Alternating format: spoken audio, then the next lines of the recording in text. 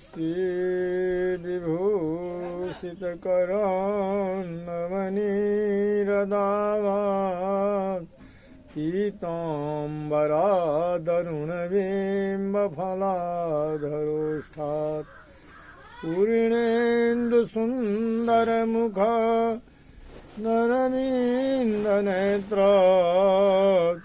कृष्णात् परं किमपि तत्त्वमहं न जाने।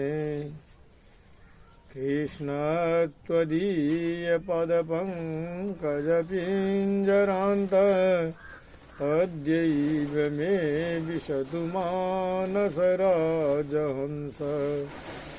प्राणाप्रयाससमये कफवातपित्ते कण्ठावरोधनविधौ स्मरणं कुतस्ते। करारविन्देन पदारविन्दं मुखारविन्दे विनवेशयन्नं। वटस्य पत्रस्य पुटे शयानं बालं मुकुन्दं शिरसा नमामि। भगवत भजन करने से पहले तद रूप बनना पड़ता है, साक्षात वही रूप। क्योंकि कोई मिठाई जब बनता है ना, तो इससे पूर्व कोई आकार प्रकार नहीं रहता है। क्योंकि वो बेसन में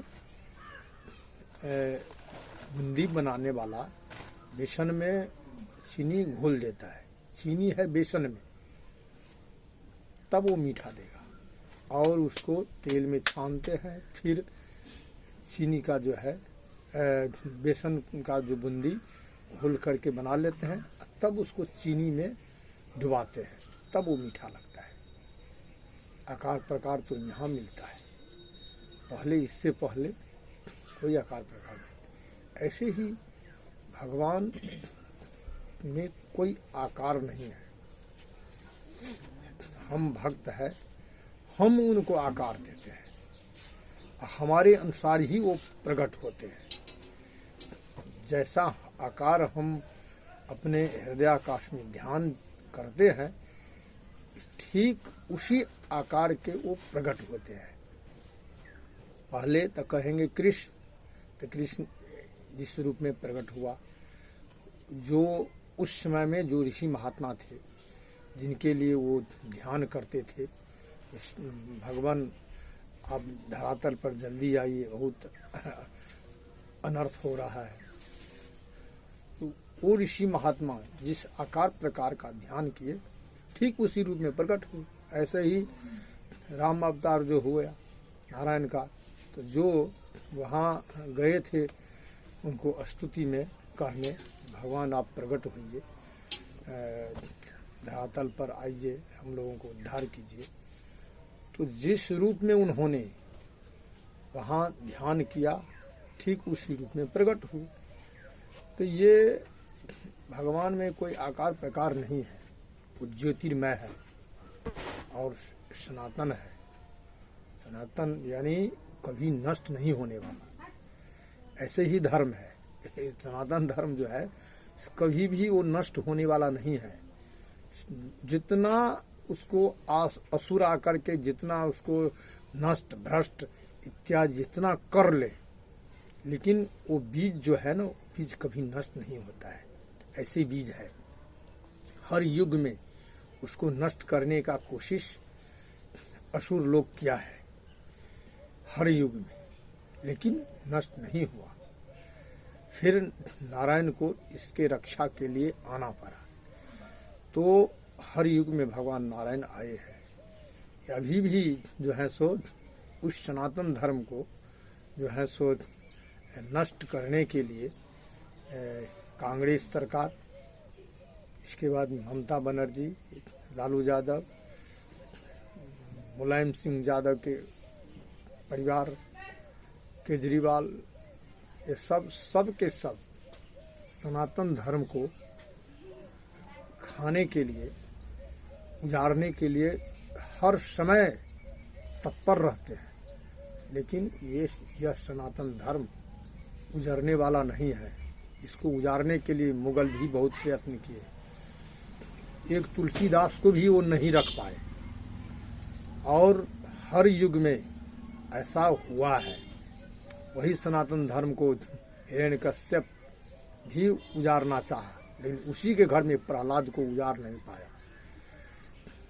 कंस कृष्ण को उजारना चाहा, लेकिन वह सनातन धर्मी को उजार नहीं पाया। पांचों पांडव को उजारने का सारा प्रयत्न किया, लेकिन पांचों पांडव को दुर्योधन, 100 भाई और भीष्म, द्रोण इत्यादि सब मिलके उसको उजार नहीं पाया। तो सनातन धर्म, यही मनुष्य का विश्वास नहीं हो रहा है। विश्वास करो, दृढ़तापूर्वक करो, और देखो कि इसमें कितना शक्ति है। लेकिन शक्ति प्राप्त होगा कैसे? जब तक भक्ति नहीं आएगा तब तक शक्ति कहाँ से प्राप्त है? तुलसीदास ने अपने शक्ति का, उनके शक्ति का प्रादुर्भाव हुआ उनके भक्ति के अनुसार। तो यहाँ पर हम जब तक अपना भक्ति, सच्चा भक्ति नहीं करेंगे तब तक वो शक्ति आएगा कहाँ से? लोग फूल अक्षत फेंक देने से और खूब राधे राधे कृष्णा कृष्णा खूब नाच कर लेने से, गान कर लेने से सच्चा भक्ति नहीं है। सच्चा भक्ति हृदय से किया जाता है, और उसमें ईर्ष्या, सच्चा भक्ति करने वाले के पास में ईर्ष्या कितना नहीं रहता है, सो सुन लो। ईर्ष्या, द्वेष, मद, मोह, लोभ, क्षोभ और अहंकार, यह सब उसमें नहीं होता है।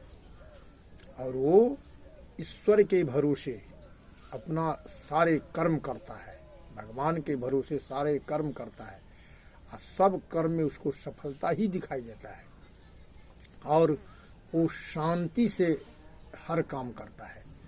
सच्चा भक्ति उसी को कहते हैं, और भक्त उसी को वही कहा जाता है। इसका चर्चा पुराण में है, लोग गुण गाते हैं उसका।